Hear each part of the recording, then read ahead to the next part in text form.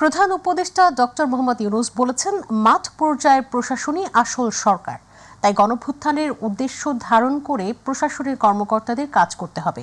সকালে বিভাগীয় কমিশনার ও জেলা প্রশাসকদের সঙ্গে ভিডিও কনফারেন্সের মাধ্যমে মতবিনিময় সভায় তিনি কথা জানান। এ সময় তিনি বলেন, সবার অধিকার নিশ্চিত করতে চায় অন্তর্বর্তী সরকার। মাহবুব সৈকতের রিপোর্ট। আমরা উপরের দিকে নিয়ে যেতে পারছি। সোমবার সকালে প্রধান উপদেষ্টার কার্যালয় থেকে ভার্চুয়ালি মাঠ প্রশাসনের সঙ্গে মতবিনিময় সভায় যুক্ত হন অন্তর্বর্তী সরকারের প্রধান উপদেষ্টা ডক্টর মোহাম্মদ ইউনূস। মতবিনিময় সভায় ঢাকা সহ সব বিভাগের কমিশনার ও জেলা প্রশাসকরা নিজ নিজ কার্যালয় থেকে অংশ নেন। উদ্বোধনী বক্তব্যে অভ্যুত্থানের উদ্দেশ্য এবং কার্যক্রম সফল করতে মাঠ প্রশাসনকে সক্রিয় ভূমিকা পালনের নির্দেশনা দেন ডক্টর মোহাম্মদ ইউনূস। তিনি বলেন, মাঠ পর্যায়ের প্রশাসনই আসল সরকার। এটা বিরাট অভ্যুত্থানের মাধ্যমে এটা পরিবর্তন হয়েছে। এই পরিবর্তনটা যদি আমাদের কাজে কর্মে প্রতিফলিত না হয়, তাহলে এটা খুব দুর্ভাগ্যজনক হবে। যে পরিস্থিতিতে অভ্যুত্থানের জন্ম হলো, সেটাকে ধারণ করে সেটার আমরা যে কাজকর্মগুলো করব, সেগুলো যাতে মানুষ মনে করে যে হ্যাঁ, একটা বড় পরিবর্তন হয়েছে। সরকারি কর্মকর্তা হিসেবে এখন যেহেতু পরিস্থিতির পরিবর্তন হয়েছে, সেই পরিবর্তনটাকে আমাদের ধারণ করতে হবে। পুলিশের মধ্যে যারা অপরাধী তাদের অবশ্যই বিচার নিশ্চিত করা হবে বলে উল্লেখ করে প্রধান উপদেষ্টা বলেন, সবাইকে ২৪-এর অভ্যুত্থানের চেতনা ধারণ করেই কাজ করতে হবে। অভ্যুত্থানের সময় যে ভূমিকা তারা পালন করেছে, সেই জন্য মানুষ তাদের উপরে ক্ষুব্ধ। কাজে তাদের ভূমিকা, তাদের মনোবল বৃদ্ধি, যে যারা দোষী তাদের অবশ্যই শাস্তি হবে, কিন্তু তারা নির্দোষ, তারা যেন সবাইকে জানান দিতে পারে যে আমরা এর সঙ্গে জড়িত ছিলাম না। যারা অপরাধী তাদের শাস্তি হোক, সেটা আমরাও চাই। প্রধান উপদেষ্টা আরও বলেন, সবার অধিকার নিশ্চিত করতে চায় অন্তর্বর্তী সরকার। দ্রব্যমূল্য নিয়ন্ত্রণে আনারও চেষ্টা চলছে। দ্রব্যমূল্য একটা বড় ইস্যু। এখান থেকে চেষ্টা হচ্ছে কিভাবে এটাকে আয়ত্তে আনা যায়। পাশাপাশি নতুন শিক্ষাবর্ষের শুরুতেই শিক্ষার্থীদের মধ্যে শৃঙ্খলাবদ্ধভাবে বই বিতরণেরও নির্দেশনা দেন তিনি। উপরের থেকে বই বিতরণের একটা শৃঙ্খলাবদ্ধভাবে কি আগে ভাবে কারটা পরে আসতেছে, দ্বিতীয়বার আসলে কারা কারা ভাবে, আগের থেকে মনটা ঠিক করে ফেললে, জানিয়ে রাখলে তারাও শান্ত থাকে। মাহবুব সৈকত, মাই টিভি, ঢাকা। A+ ছিলাম, এখন B-। পিলখানা হত্যাকাণ্ডের সুষ্ঠু পুনর্তদন্ত দাবি করেছেন শহীদ সেনা পরিবারের সদস্যরা। আজ সোমবার রাষ্ট্র অতিথি ভবন যমুনায় প্রধান উপদেষ্টার সঙ্গে সাক্ষাৎকালে এ দাবি জানিয়েছেন তারা।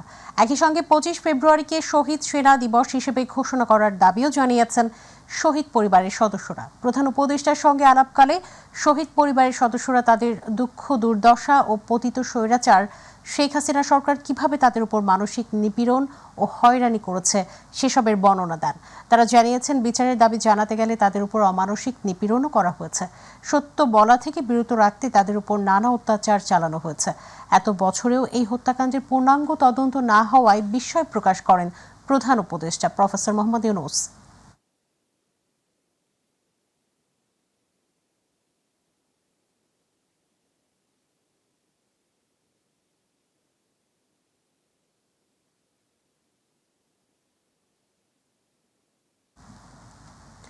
অন্তর্বর্তীকালীন সরকারের পক্ষ থেকে জাতীয় ঐক্যমতের ভিত্তিতে জুলাই গণঅভ্যুত্থানের একটি ঘোষণাপত্র তৈরির উদ্যোগ গ্রহণ করা হয়েছে। জুলাই গণঅভ্যুত্থানের মধ্য দিয়ে গড়ে ওঠা জনগণের ঐক্য, ফ্যাসিবাদ বিরোধী চেতনা ও রাষ্ট্র সংস্কারের আকাঙ্ক্ষাকে সুসংহত রাখার জন্য এই ঘোষণাপত্রটি গৃহীত হবে। রাতে প্রধান উপদেষ্টার বাসভবন যমুনার সামনে এক প্রেস ব্রিফিংয়ে এসব তথ্য জানায় প্রধান উপদেষ্টার প্রেস উইং। এ সময় জানানো হয়, গণঅভ্যুত্থানে নেতৃত্ব দেওয়া বৈষম্য বিরোধী ছাত্র আন্দোলন সহ অংশগ্রহণকারী সকল শিক্ষার্থী, রাজনৈতিক দল ও পক্ষের মতামতের ভিত্তিতে ঘোষণাপত্রটি প্রস্তুত করা হবে। এতে জুলাই গণঅভ্যুত্থানের পরিপ্রেক্ষিতে ঐক্যের ভিত্তি ও জনগণের অভিপ্রায় ব্যক্ত হবে। অংশগ্রহণকারী সকল শিক্ষার্থী, রাজনৈতিক দল ও পক্ষের মতামতের ভিত্তিতে ঘোষণাপত্রটি প্রস্তুত করা হবে। এতে জুলাই গণ অভ্যুত্থানের পরিপ্রেক্ষিত, ঐক্যের ভিত্তি ও জনগণের অভিপ্রায় ব্যক্ত হবে। আমরা আশা করছি সকলের অংশগ্রহণের মাধ্যমে কিছুদিনের মধ্যে সর্বসম্মতিক্রমে এ ঘোষণাপত্র প্রস্তুত করা হবে এবং জাতির সামনে উপস্থাপন করা হবে। জুলাই গণহত্যার বিচারে সরকার সর্বোচ্চ অগ্রাধিকার দিচ্ছে বলে জানিয়েছেন আইন উপদেষ্টা ডক্টর আসিফ নজরুল। তিনি বলেন, শহীদ পরিবারের আইনগত বিষয় দেখতে আইন মন্ত্রণালয়ের পক্ষ থেকে লিগ্যাল এইড সেল 7 দিনের মধ্যে গঠন করা হবে। একই সাথে যোগ্যতার ভিত্তিতে শহীদ পরিবারের সদস্যদের কর্মসংস্থানের অগ্রাধিকার দেওয়া হবে। শহীদ পরিবারের আর্থিক সহায়তা প্রদান অনুষ্ঠানে এসব কথা বলেন তিনি। এ সময় উপদেষ্টা সৈয়দ রেজওয়ানা হাসান বলেছেন, সরকারকে প্রশ্নবিদ্ধ করতে অনেক ষড়যন্ত্র চলছে। এ সময় জুলাই স্মৃতি ফাউন্ডেশনের সাধারণ সম্পাদক সার্জিস আলম তিনি বলেছেন, শহীদদের পরিবার আর্থিক সহায়তা চায় না, তারা বিচার চায়। আমাদের এই ফাউন্ডেশন আপনাদের জন্য অনেক পদক্ষেপ হাতে নিয়েছে। এটা ছোট্ট একটা আর্থিক সহযোগিতা, আবার বড় পরিসরে আর্থিক সহযোগিতার ব্যবস্থা করা হচ্ছে। কর্মসংস্থান এবং সম্মানী ভাতার যে ব্যবস্থা করা সেটি করা হচ্ছে এবং প্রত্যেক পরিবারকে একটি ফাস্ট ট্র্যাক সার্ভিসের আওতায় নিয়ে আসার জন্য সামগ্রিক যত কাজ সেটি করা হচ্ছে। এবং আমরা শুধু চাই আমাদের এই শহীদ ভাই বোনদের যেন জাতীয় বীর হিসেবে ঘোষণা করা হয়। চার্জশিট হয়ে যাবে, চার্জ গঠন হয়ে যাবে, তোমরা ঘন ঘন প্রতিদিনই টেলিভিশনে দেখবা যাদেরকে গ্রেফতার করা গেছে তাদের বিচার প্রক্রিয়াটা। তখন তোমাদের কাছে আরো দৃশ্যমান হবে, তখন তোমাদের মনে হবে যে কাজ হচ্ছে। যতবার উপদেষ্টা মণ্ডলীর সভা হয় ততবারই শহীদ পরিবারদের জন্য কি করা যায় এটা একবার না একবার আলোচনা হয় এবং সর্বশেষ আলোচনার প্রেক্ষিতে পুরো বিষয়টা ত্বরান্বিত করে এবং প্রয়োজনে অন্য সকল জায়গায় টাকা দেওয়া কমিয়ে যাতে আহতদের চিকিৎসা এবং নিহতদের পরিবারকে দেয়া যায় সেই সিদ্ধান্ত গ্রহণ করা হয়েছে। 16 বছর আন্দোলন করে দেশ থেকে স্বৈরাচার মুক্ত হলেও এখন গণতন্ত্র প্রতিষ্ঠার জন্য আরেকটি যুদ্ধ এবং সংগ্রাম অব্যাহত রাখতে হবে। নীলফামারীতে শহীদ পরিবারকে আর্থিক সহায়তা প্রদান অনুষ্ঠানে এমন মন্তব্য করেছেন তারেক রহমান। পতিত স্বৈরাচারের সহযোগীরা দেশ বিরোধী ষড়যন্ত্র অব্যাহত রেখেছে অভিযোগ করে সকল রাজনৈতিক দলকে ঐক্যবদ্ধ থাকার আহ্বানও জানিয়েছেন বিএনপির ভারপ্রাপ্ত চেয়ারম্যান। মাহবুব সৈকতের আরও একটি রিপোর্ট। র্যাবের ক্রসফায়ারে শহীদ গোলাম রব্বানীর পরিবারের জন্য নবনির্মিত বাড়ির চাবি হস্তান্তর এবং 24-এর গণ অভ্যুত্থানে নীলফামারী, পঞ্চগড় ও দিনাজপুর জেলার শহীদ পরিবারকে আর্থিক সহায়তা প্রদান করে বিএনপি। কেন ব্যবসায়ী মারা যাচ্ছে, হত্যাকাণ্ডের শিকার হচ্ছে, কেন শ্রমিক অসন্তোষ হচ্ছে, কেন জিনিসপত্রের দাম কমাতে পারছেন না। নীলফামারীর সুবাসরি দাখিল মাদ্রাসা প্রাঙ্গণে আয়োজিত অনুষ্ঠানে লন্ডন থেকে ভার্চুয়াল মাধ্যমে যুক্ত হয়ে ফ্যাসিবাদ বিরোধী আন্দোলনে আত্মত্যাগকারীদের স্মরণ করেন তারেক রহমান। যেই পরিবারগুলো বিভিন্নভাবে ক্ষতিগ্রস্ত হয়েছে, আপনারা সহ বাংলাদেশের মানুষ যাদের পক্ষে সম্ভব সেই মানুষগুলো যদি এই পরিবারগুলোর পাশে আমরা যার যতটুকু সামর্থ্য আছে তা নিয়ে যদি আমরা পাশে দাঁড়াই, তাহলে সেই পরিবারগুলো আগামী যে কয়দিন বেঁচে থাকবে কিছুটা হলেও ভালো থাকবে। স্বৈরাচার মুক্ত দেশে গণতন্ত্র প্রতিষ্ঠার আন্দোলন অব্যাহত রাখার কথা বলেন বিএনপির ভারপ্রাপ্ত চেয়ারম্যান। আসুন আজকে আমাদের এই অনুষ্ঠানের শপথ হোক গোলাম রাব্বানী সহ হাজারো গোলাম রাব্বানী যেই মানুষের অধিকার প্রতিষ্ঠিত করার জন্য নিজের জীবনকে উৎসর্গ করেছে। ইনশাল্লাহ আমাদের জীবনের শেষ দিন পর্যন্ত আমাদের চেষ্টা অব্যাহত থাকবে এই দেশে বাংলাদেশের মানুষের অধিকারকে প্রতিষ্ঠিত করার জন্য। পতিত হাসিনা সরকার এবং আওয়ামী ফ্যাসিবাদের দোসরদের ষড়যন্ত্র অব্যাহত রয়েছে অভিযোগ করে ঐক্যবদ্ধ থাকার উপর জোর দেন বিএনপির শীর্ষ এই নেতা। এই দেশের সকল শ্রেণী পেশার মানুষ ঐক্যবদ্ধ হয়ে যেই স্বৈরাচারের বিরুদ্ধে আন্দোলন করেছে, সেই স্বৈরাচার পালিয়ে গিয়েছে। এখন সামনে হচ্ছে দেশ গড়ার সময় এবং এই দেশকে যদি গড়তে হয় দলমত নির্বিশেষে আমাদের সকলকে ঐক্যবদ্ধ হতে হবে। শহীদের চেতনায় দেশ গড়ার কথাও স্মরণ করিয়ে দেন তারেক রহমান। বাংলাদেশকে যদি আগামী দিনে নিয়ে যেতে হয় তাহলে অবশ্যই বাংলাদেশকে গণতান্ত্রিক ব্যবস্থার মধ্যে ফিরিয়ে আনতে হবে। মাহবুব সৈকত, মাই টিভি। বিজয় দিবসের চেতনায় উদ্বুদ্ধ হয়ে সামনের দিনগুলোতে বিজয় অর্জনের লক্ষ্যে কাজ করতে হবে বলে মন্তব্য করেছেন বিএনপির স্থায়ী কমিটির সদস্য নজরুল ইসলাম খান। বিকেলে রাজধানীর ইঞ্জিনিয়ারিং ইনস্টিটিউটে রত্নস্নাত বিজয় বইয়ের মোড়ক উন্মোচন ও সাংস্কৃতিক অনুষ্ঠানে তিনি এই মন্তব্য করেন। নজরুল ইসলাম খান বলেন, যাদের আত্মত্যাগে বাংলাদেশ নামক রাষ্ট্র ও লাল সবুজের পতাকা পেয়েছে তাদের যথাপযুক্ত সম্মান দিতে হবে।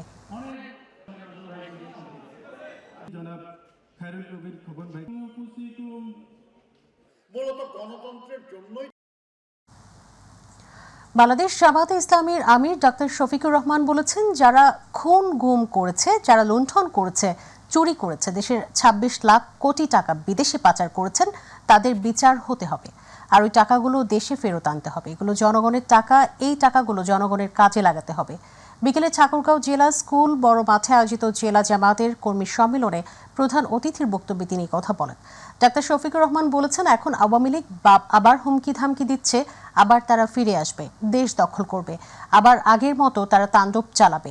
আত্মস্বীকৃত খুনিরা আবার খুনের হুঙ্কার দিয়েই চলেছে, তবে তাদের এই অধ্যায়ের বিদায় ঘটেছে।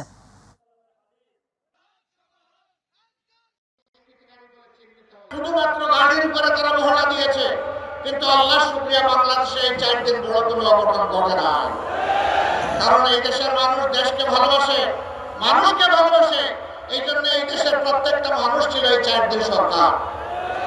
তারা সরকারের দায়িত্ব সবাই পালন করেছে যার যার জায়গা থেকে। জামাত ইসলামী, অন্যান্য ইসলামী দল, মাদ্রাসার ছাত্র, অন্যান্য দেশপ্রেমিক দল সেই 4 দিন সমস্ত মন্দির, মঠ, প্যাগোডা, চার্চ সবগুলো পাহারা দিয়েছে, যাতে কোনো জায়গায় কোনো অঘটন না ঘটে। এরপরে দুর্গাপূজা যখন আসলো, একটি গোষ্ঠী বাংলাদেশকে অস্থির করার চেষ্টা করলো। আমরা আমাদের হিন্দু ধর্মের ভাইদেরকে আশ্বস্ত করে বললাম, পূজা আপনারা নির্বিঘ্নে করবেন, আপনাদের পাশে থেকে আমরা পাহারাদারি করব। আওয়ামী লীগ অনেক পুরনো নিবন্ধনকৃত রাজনৈতিক দল, তাই সরকার ও আদালত যদি এই দলকে নিষিদ্ধ না করে, তাহলে নির্বাচনে অংশ নিতে তাদের কোনো বাধা নেই বলে মন্তব্য করেছেন প্রধান নির্বাচন কমিশনার এএমএম নাসির উদ্দিন। সকালে চট্টগ্রাম সার্কিট হাউস মিলনায়তনে ভোটার তালিকা হালনাগাদ ও ত্রয়োদশ জাতীয় সংসদ নির্বাচন উপলক্ষে নির্বাচন কর্মকর্তাদের সঙ্গে আয়োজিত মতবিনিময় সভায় তিনি এমন মন্তব্য করেন। সিএসি আরও বলেন, গেল 3টি নির্বাচনে কি হয়েছে সেটি সবাই দেখেছে। এবার নির্বাচন কমিশন সম্পূর্ণ স্বাধীনভাবে কাজ করছে, দেশীয় কিংবা বহির্বিশ্বের কোনো চাপ নেই। আর তাই সবার কাছে একটি গ্রহণযোগ্য নির্বাচন উপহার দিতে কমিশন সর্বোচ্চ চেষ্টা করছে বলেও জানান তিনি।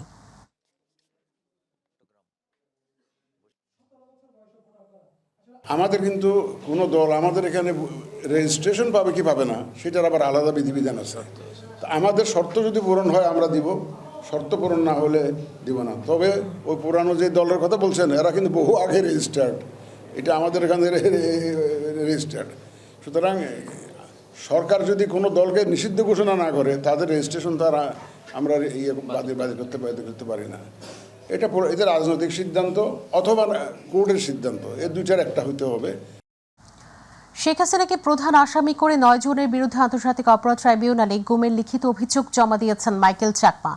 সকালে আন্তর্জাতিক অপরাধ ট্রাইব্যুনালে এই অভিযোগ জমা দিয়েছেন তিনি। এ সময় গুমের সময় যে গামছা দিয়ে তার হাত বাঁধা হয়েছিল সেটিও ট্রাইব্যুনালে দাখিল করেন এই ইউপিডিএফ নেতা। এ সময় তার সঙ্গে ছিলেন বিশিষ্ট নৃবিজ্ঞানী অধ্যাপক রেহনুম আহমেদ। 2019 সালের 9 এপ্রিল নারায়ণগঞ্জের কাজপুর এলাকা থেকে সাংগঠনিক কাজ শেষে ঢাকায় ফেরার পথে মাইকেল চাকমা গুমের শিকার হন। হাসিনা সরকারের পতনের পর দীর্ঘ 5 বছর 3 মাস পর গত 7 আগস্ট অবরুদ্ধ দশা থেকে মুক্তি পান মাইকেল চাকমা। ওই দিন ভোরের দিকে চট্টগ্রামের একটি স্থানে তাকে চোখ বাঁধা অবস্থায় ছেড়ে দেওয়া হয়। শেখ হাসিনার প্রত্যক্ষ নির্দেশে রাষ্ট্রীয় বাহিনী কর্তৃক এনফোর্স ডিসঅ্যাপিয়ারেন্স করা, শারীরিক নির্যাতন করা, মানসিক নির্যাতন করা, বিনা বিচারে আটক রাখা, এই অভিযোগগুলো উনি করেছেন। সচিবালয় অগ্নিকাণ্ড তদন্তে গঠিত কমিটি মঙ্গলবার তাদের প্রাথমিক প্রতিবেদন জমা দেবে বলে জানিয়েছেন কমিটি প্রধান স্বরাষ্ট্র মন্ত্রণালয়ের সিনিয়র সচিব নাসিমুল গনি। বিকেলে সচিবালয় কমিটির বৈঠক শেষে একথা জানান তিনি। কমিটি প্রধান জানিয়েছেন, কিছু আলামত পরীক্ষা নিরীক্ষার জন্য পাঠানো হবে বিদেশে। এর আগে অস্থায়ী পাস দিয়ে সাংবাদিকদের সচিবালয় প্রবেশের অনুমতি দেয় স্বরাষ্ট্র মন্ত্রণালয়। আর জানাচ্ছেন রাকিব হাসান। বুধবার দিবাগত রাতে প্রশাসনের প্রাণকেন্দ্র সচিবালয়ের 7 নং ভবনে ঘটে ভয়াবহ অগ্নিকাণ্ডের ঘটনা। ভবনটির রক্ষণাবেক্ষণের দায়িত্বে রয়েছেন গণপূর্ত অধিদপ্তরের উপসহকারী পরিচালক আব্দুল মান্নান ভুইয়া। তিনি জানান, ভবনটির 4টি ফ্লোরে প্রায় 40 থেকে 50টি করে রুম ক্ষতিগ্রস্ত হয়েছে।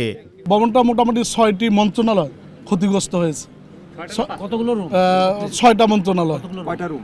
প্রতি ফ্লোরে মোটামুটি 40-50টা করে এভারেজে রুম আছে, ছোট বড় মিলে 4টা ফ্লোর ক্ষতিগ্রস্ত হয়েছে, কোথাও একদম পরিপূর্ণ, কোথাও আংশিক। এদিকে সচিবালয়ের স্বরাষ্ট্র মন্ত্রণালয়ের সভাকক্ষে অগ্নিকাণ্ড তদন্তে গঠিত উচ্চ ক্ষমতা কমিটির বৈঠক শেষে কমিটির প্রধান স্বরাষ্ট্র মন্ত্রণালয়ের সিনিয়র সচিব নাসিমুল গনি সাংবাদিকদের জানান, প্রাথমিক প্রতিবেদন জমা দেওয়া হবে মঙ্গলবার। সেনাবাহিনীর থেকে টিম কাজ করছে, বুয়েটের বিশেষজ্ঞরা কাজ করছে, পিডব্লিউডির লোকেরা কাজ করছে, পুলিশের লোকেরা কাজ করছে, আইসিটির লোকেরা কাজ করছে। 5টা টিমের থেকে বিভিন্ন রকম আলামত সংগ্রহ করে এগুলো আমরা ডিসকাশন করে কনক্লুশনে আসার চেষ্টা করছি যে প্রাথমিকভাবে কি বলা যায়। কালকে আবার আমরা বসবো, বসে আমরা কালকে একটা প্রাথমিক একটা ধারণা করতে পারবো। কিছু আলামত পরীক্ষা নিরীক্ষার জন্য বিদেশে পাঠানো হবে জানিয়ে তিনি বলেন, সকল প্রতিবেদন হাতে পাওয়ার পর দেয়া হবে চূড়ান্ত প্রতিবেদন।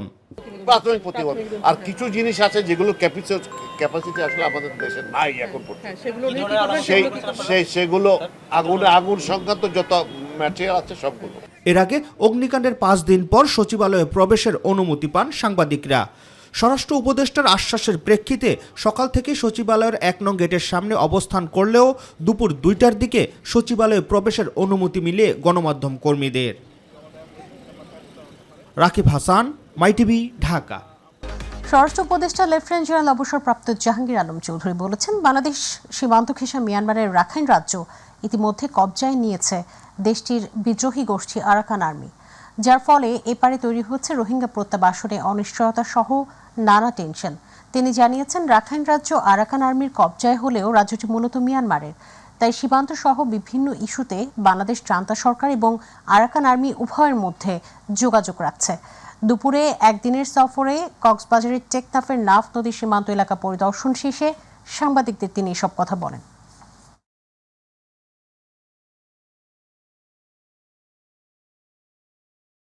আরাকান আর্মি সর্বশেষ গত 8ই ডিসেম্বর 2024 তারিখে মংডু টাউনশিপ দখল করার ফলে বাংলাদেশ মায়ানমারের মধ্যবর্তী 271 কিলোমিটার এলাকায় আরাকান আর্মি দখলে। 2017 সালে বাংলাদেশ আশ্রয় দেওয়া হয় প্রায় 10 লক্ষ রোহিঙ্গা। 2024 সাল পর্যন্ত নিরাপত্তা বাহিনীর অগোচরও প্রায় 50 থেকে 60 হাজার রোহিঙ্গা বাংলাদেশে প্রবেশ করে, যাদের রেজিস্ট্রেশন এখন পর্যন্ত হয় নাই। চাহিদা অনুযায়ী চাল আমদানি করা হচ্ছে উল্লেখ করে বাণিজ্য মন্ত্রণালয় এবং বস্ত্র ও পাট মন্ত্রণালয়ের উপদেষ্টা শেখ বশিরউদ্দিন বলেছেন, চাল মজুতে কোনো ঘাটতি নেই, তবে সরবরাহ ব্যবস্থায় ঘাটতি থাকলে তা নিরসনে সরকার সচেষ্ট রয়েছে।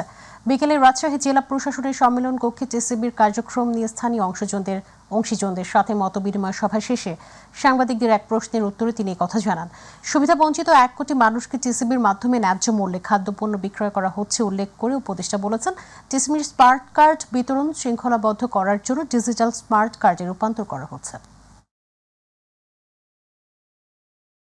এতদিন পর্যন্ত যে বিভিন্ন রকমের রাজনৈতিক দুর্বৃত্তায়নের ফলে সঠিকতায় যথেষ্ট ঘাটতি ছিল, আমরা এই ঘাটতিটাকে সঠিক করতে আনার জন্যই আমরা এই প্রচেষ্টাটা চালাচ্ছি। আমার জানা তথ্য অনুযায়ী দেশে কোনো সারের ঘাটতি নেই, মজুদ পরিস্থিতি যথেষ্ট ভালো। আমি ক্রয় কমিটির মিটিংয়ে যেটা দেখেছি সেখান থেকে আমার কাছে মনে হয় যে কোনো ধরনেরই কোনো ঘাটতি দেশে নেই। 31কে সামনে রেখে পৃথিবীর দীর্ঘতম সমুদ্র সৈকত কক্সবাজার এখন লাখো পর্যটকে ভরপুর। নীল সমুদ্রের শীতল পানিতে উচ্ছ্বাসে মেতেছে সব বয়সী পর্যটক। শহরের 5 শতাধিক হোটেল মোটেলে নেই তিল ধারণের ঠাঁই। এদিকে পর্যটকদের নিরাপত্তায় প্রশাসনের পক্ষ থেকে নেওয়া হয়েছে নানা উদ্যোগ। প্রতিনিধি গোলাম আরিফ লিজনের তথ্যচিত্র আরো জানাচ্ছেন আতিকুর রহমান তিতাস। লাখো পর্যটকের সমাগম দীর্ঘতম সৈকত নগরী কক্সবাজারে। নীল সমুদ্রের শীতল পানিতে উচ্ছ্বাসে মেতেছে সব বয়সী পর্যটক। কেউ বা জেট স্কি নিয়ে ছুটছেন সমুদ্র মাঝে, আবার কেউ বা চড়ছেন ইজি বাইক বা ঘোড়ায়, আবার কেউ কেউ মুহূর্তটুকু ধরে রাখতে ছবি তুলতে ব্যস্ত। বড়দিন, শীত ও বছরের শেষ সব মিলিয়ে পর্যটকের ঢল এখন কক্সবাজারে। এবার একটু জনসংখ্যা টুরিস্ট একটু বেশি মনে হচ্ছে, তারপরে আনন্দ লাগছে অনেক। ভাবি নাই যে এমন সুন্দর একটা দৃশ্য দেখতে পাবো, এতটা এনজয় করতে পারবো। আমরা হোটেল বুক করে আসছি ঢাকা থেকে, এখানে আনন্দ করবো, গোসল করবো, ঘুরবো ফিরবো। এখানে হোটেল পাওয়া খুবই টাফ। আমাদের আগাম বুকিং দেওয়া উচিত ছিল, এখানে আমরা একটু ভুল করছি। সাগর তীরের কলাতলি ও আশেপাশের 5 শতাধিক হোটেল মোটেলগুলোতেও এখন পর্যটকে মুখর। রুম ফাঁকা নেই কোথাও। এবছরের শেষ দিন পর্যন্ত অধিকাংশ হোটেল মোটেলের রুম বুকিং শেষ, জানিয়েছেন হোটেল মোটেল গেস্ট হাউস মালিকরা। ব্যবসাও চলছে ভালো বললেন তারা। ব্যবসা অনেক ভালো চলছে এবং টুরিস্টের পরিমাণও অনেক বেশি। দেখেন কত টুরিস্ট দাঁড়ায় আছে। আমাদের 28 তারিখ পর্যন্ত কোনো রুম নেই, পুরোপুরি আমরা ফুললি বুকড। 31 সহ আমাদের শুক্র শনিবার সহ উইকডেজ যেগুলো আছে এগুলো তো আমাদের সকল রুম অলরেডি বুকড হয়ে আছে। শহরের যানজট নিয়ন্ত্রণ, শান্তি শৃঙ্খলা রক্ষা ও পর্যটকদের নিরাপত্তা দিতে জেলা পুলিশের পাশাপাশি দায়িত্ব পালন করছে ট্যুরিস্ট পুলিশও। বিভিন্ন স্পটে আমরা আমাদের এই যে পোশাকধারী পুলিশের পাশাপাশি সিভিলও আমরা পুলিশ রেখেছি, যাতে কোনো ধরনের ট্যুরিস্টদের নিরাপত্তার কোনো বিঘ্ন না ঘটে। এদিকে পর্যটকদের নিরাপত্তা জোরদার এবং সেবা নিশ্চিতে মাঠে কাজ করছে জেলা প্রশাসনের নির্বাহী ম্যাজিস্ট্রেটের নেতৃত্বে একাধিক মোবাইল টিম। আতিকুর রহমান তিতাস, মাই টিভি। পুলিশ, ছাত্র জনতা এবং হাতিরঝিল থানা এলাকার নাগরিক বৃন্দের সমন্বয়ে মতবিনিময় সভার আয়োজন করে হাতিরঝিল থানা পুলিশ। সভায় হাতিরঝিল থানার অফিসার ইনচার্জ রাজু আহমেদ আইনশৃঙ্খলা পরিস্থিতি উন্নয়নে সকলের সহযোগিতা কামনা করেন। অনুষ্ঠানে প্রধান অতিথি counter terrorism and transnational crime CTTC এর অতিরিক্ত পুলিশ কমিশনার মোহাম্মদ মাসুদ করিম বলেন, 5 আগস্টের পর মানুষ পুলিশের প্রতি যে আস্থা হারিয়েছে তা ফেরাতে পুলিশ কাজ করছে। পুলিশকে জনবান্ধব করতে হলে পুলিশের কাজে রাজনৈতিক হস্তক্ষেপ না করার জন্য অনুরোধ জানিয়েছেন তিনি। অনুষ্ঠানে এলাকার বাসিন্দারা ছিনতাই, চাঁদাবাজি, মাদক বেড়ে যাওয়ায় উদ্বেগ প্রকাশ করে তা নিয়ন্ত্রণে পুলিশকে কার্যকরী ভূমিকা পালনের আহ্বান জানান। সামান্যতম ক্ষতি করা পুলিশের কাজ না, বরঞ্চ নিপীড়িত নির্যাতিত মানুষ পুলিশের কাছে হেল্প চাবে, পুলিশের কাছে সহায়তা চাবে।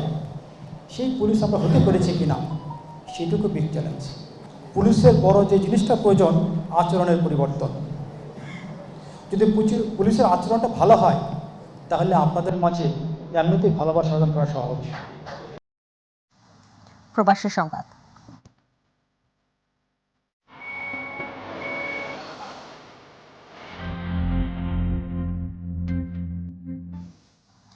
মহান বিজয় দিবস উদযাপন করেছে বৃহত্তর কুমিল্লা জনকল্যাণ সমিতি ফ্রান্স প্রতিনিধি বাদল পাল জানিয়েছেন, 29 ডিসেম্বর রাজধানীর প্যারিসের মেট্রো হোসের একটি রেস্টুরেন্টে আয়োজিত অনুষ্ঠানে বৃহত্তর কুমিল্লা জনকল্যাণ সমিতি ফ্রান্সের সভাপতি বিল্লাল হোসেন জামালের সভাপতিত্ব, সিনিয়র যুগ্ম সাধারণ সম্পাদক জাহাঙ্গীর আলম মিলনের সঞ্চালনায় বক্তব্য রাখেন প্রধান উপদেষ্টা মিজান চৌধুরী মিন্টু, প্রধান পৃষ্ঠপোষক অধ্যাপক অপু আলম, হাসান মাহমুদ দুলাল, উপদেষ্টা ওবায়দুল্লাহ সহ আরও অনেকে। অনুষ্ঠানে ফ্রান্সে বসবাসরত বৃহত্তর কুমিল্লার সর্বস্তরের জনগণ উপস্থিত ছিলেন।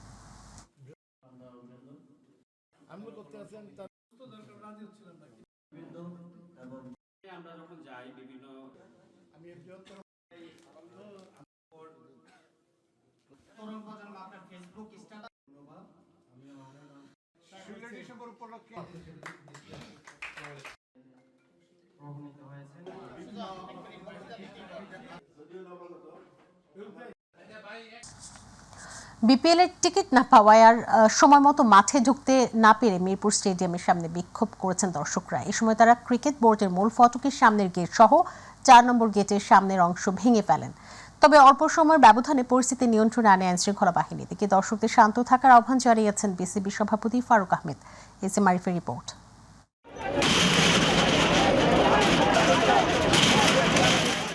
বিপিএলের টিকিট না পাওয়ায় প্রথম দিনের ম্যাচ শুরুর আগে স্টেডিয়ামের সামনে বিক্ষোভে ফেটে পড়ে দর্শকরা। এক পর্যায়ে বিসিবি কার্যালয়ের মূল ফটকের সামনের গেট ভেঙে বিক্ষুব্ধ সমর্থকরা মাঠে প্রবেশের চেষ্টা করে। আমরা আসছি সেই প্রায় নরসিংদী থেকে এসে এখানে দাঁড়ায় রয়েছি, মাঠের ভিতরে ঢুকতে পারতেছি না টিকিটের জন্য। এত ভুক্তভোগী এই মানুষগুলো এত সিরিয়াল, সকাল থেকে একই অবস্থায়। যদিও অল্প সময়ের ব্যবধানে পরিস্থিতি নিয়ন্ত্রণে আনে আইন শৃঙ্খলা বাহিনী। ক্ষুব্ধ ক্রিকেট ভক্তদের ছত্রভঙ্গ করতে করা হয় লাঠিচার্জ। তবে বিক্ষোভের রেশ ছিল ম্যাচ চলাকালীন সময়েও। এবার দীর্ঘ সময় অপেক্ষা করে মাঠে ঢুকতে না পেরে স্টেডিয়ামের 4 নম্বর গেটে ভাঙচুর চালায় দর্শকরা। টিকিট কাটার পর বলতেছে যে হার্ড কপি লাগবে, হার্ড কপি নিয়ে আসছি। এখন দেখেন কি অবস্থা, সে 11টার 5 থেকে এখানে দাঁড়ায় রয়েছে, এখনো পর্যন্ত এই অবস্থা, ঢুকতে দিতেছে না। আমরা নিজেরা কত মার খেয়েছি, তারপর টিকিট পেয়ে এখন যদি খেলাইতে না ঢুকতে পারি, খেলা চালু হয়ে গেছে। এইটা আমাদের বিসিবির কাছে আবেদন যে তারা এই টিকিট গেটের ঢোকা ঝামেলাটা তারা পরিষ্কার করে দেয়। দ্রুতই অনলাইন সহ সকল ভোগান্তি দূর হবে উল্লেখ করে দর্শকদের শান্ত থাকার আহ্বান জানিয়েছেন বিসিবি সভাপতি ফারুক আহমেদ। যেহেতু আমাদের অনলাইনে এখনও অভ্যস্ত হই নাই, একটা নতুন সিস্টেম, এই জন্য দর্শকদের কাছে আগে একটু ক্ষমা চেয়ে নিচ্ছি আমি। আপনাদের যে ভোগান্তিটা প্রথম 2-3 দিন হবে, সেটা কিন্তু খুব শীঘ্রই ঠিক হয়ে যাবে। আপনাদের কাছে আমার অনুরোধ থাকবে, একটা ভালো জিনিস করার চেষ্টা করছে ক্রিকেট বোর্ড, এটাতে আপনারা সর্বোচ্চ সহযোগিতা করবেন। আপনারা এটা নিয়ে কোনো মারামারি নাই, আর এই টিকিট কিন্তু একসময় শেষ হয়ে যাবে, এইটা আপনার মেনে নিতে হবে, আপনার সেকেন্ড আবার ট্রাই করতে হবে। সো আমি সবাইকে অনুরোধ করব, শৃঙ্খলা বজায় রেখে আপনারা, আজকে কিছু অনাকাঙ্ক্ষিত ঘটনা ঘটেছে, যারাই করেছে আমার আশা করব যে আপনি এই ধরনের কোনো কাজ করেন না। SM আরিফ, মাই টিভি, ঢাকা। দর্শক, সংবাদ শেষ করব ঐতিহ্যবাহী ঘুড়ি উৎসবের খবর জানিয়ে। ফরিদপুরের পদ্মার পাড়ে বর্ণিল আয়োজনে অনুষ্ঠিত হয়ে গেল ঘুড়ি উৎসব। এতে অংশ নিয়েছেন বিভিন্ন বয়সী হাজারো মানুষ। উড়ানো হয় নানা রং বেরঙের ঘুড়ি। আয়োজনের স্লোগান ছিল চলো হারাই শৈশবে। প্রতিনিধি শফিকুল ইসলাম জনের রিপোর্ট। আকাশে যেন উঠছে রংধনুর 7 রং। নীল আকাশ জুড়ে লাল, নীল, সবুজ, হলুদ রঙের এক অদ্ভুত মায়া। আর তার মাঝখানে উঠছে ড্রাগন, সাপ, বাদুড়ার বক্সাকৃতির রঙিন ঘুড়ি। এমনই এক মনোমুগ্ধকর দৃশ্য দেখা গেল ফরিদপুরের পদ্মা নদীর বালুচরে, যেখানে সম্প্রতি অনুষ্ঠিত হয় বর্ণিল ঘুড়ি উৎসব। আর এই উৎসবে যোগ দিতে এসেছিলেন নানা বয়সী হাজারো মানুষ। কেউ ঘুড়ি উড়াচ্ছিলেন, কেউ আবার মুগ্ধ হয়ে দেখছিলেন ঘুড়ি উড়ানো। এ সময় এক আনন্দমেলায় রূপ নিয়েছিল ফরিদপুরের পদ্মার চর। সামনে নিউ ইয়ার, তার আগে যদি এমনভাবে পরিবারের সাথে সময় কাটানোটা আসলেই খুব আনন্দিত। আসলে ঘুড়ি উৎসবটা আমাদের একটা ঐতিহ্যপূর্ণ একটা অনুষ্ঠান। আসলে এই দিয়ে 8মবারের মতো আমাদের ঘুড়ি উৎসবটা অনুষ্ঠিত হচ্ছে। খুবই সুন্দর, এটা আমাদের ফরিদপুরের ঐতিহ্যবাহী একটা বাৎসরিক ঘুড়ি উৎসব। খুবই ভালো লাগছে, এখানে অনেক মানুষ, মানে এই একটা দিনে আমাদের ফরিদপুরে অনেকে একসাথে হতে পারছি। ভালো লাগছে, খুব খুব ভালো লাগছে। এখানে মানে একটা বছরে সবাই অপেক্ষায় থাকে এই ঘুড়ি উৎসবের জন্য।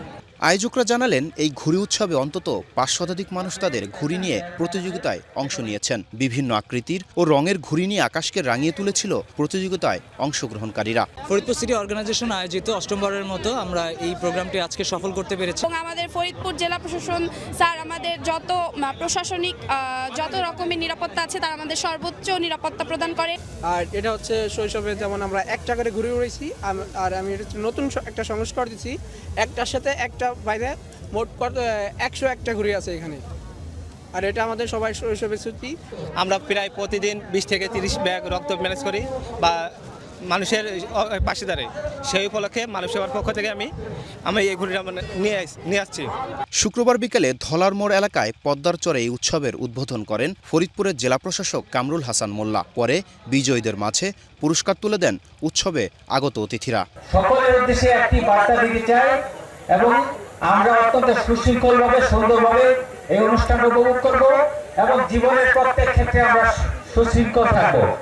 সুন্দর একটি অনুষ্ঠান হলো এই ঘুড়ি উৎসব, এবং আমি সারা জীবন এই ঘুড়ি উৎসবের যে আনন্দ এবং যে ওপেন স্পেসে মানুষের যে উচ্ছ্বাস, মানুষের যে আবেগ অনুভূতি, এটা সারা জীবন আমাকে এই ফরিদপুরে টেনে নিয়ে আসবে। 8মবারের মতো পদ্মার চরে আয়োজিত ঘুড়ি উৎসবটি জেলাব্যাপী ছড়িয়ে দিতে চান আয়োজকরা। শফিকুল ইসলাম জনি, মাই টিভি, ফরিদপুর।